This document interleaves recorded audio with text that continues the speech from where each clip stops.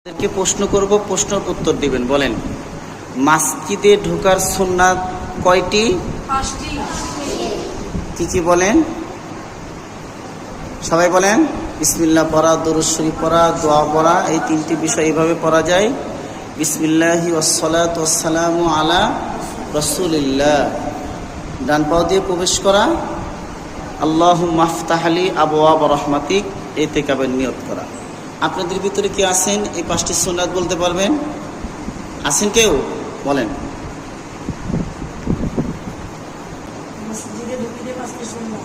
1 number বিসমিল্লাহ পড়া, 2 number দরুদ শরীফ পড়া, 3 নাম্বার ডান পা দিয়ে প্রবেশ করা, 4 নাম্বার 3 নাম্বার ডান পাও দিয়ে প্রবেশ করা, দোয়া পড়া। 3 নাম্বার দোয়া পড়া। 4 নাম্বার ডান পা দিয়ে প্রবেশ করা, 5 নাম্বার প্রবেশের পর ইতিকাবের নিয়ত করা। নাওয়াইতু সুন্নাতুল ইতিকাব। তাহলে মসজিদে ঢোকার 5টি সুন্নাত। 1 নাম্বার বিসমিল্লাহ পড়া, 2 নাম্বার দরুদ শরীফ পড়া, 3 নাম্বার দোয়া পড়া। এই 3টি বিষয়ে এভাবে পড়া যায়। বিসমিল্লাহি ওয়াসসালাতু ওয়াসসালামু আলা রাসূলিল্লাহ।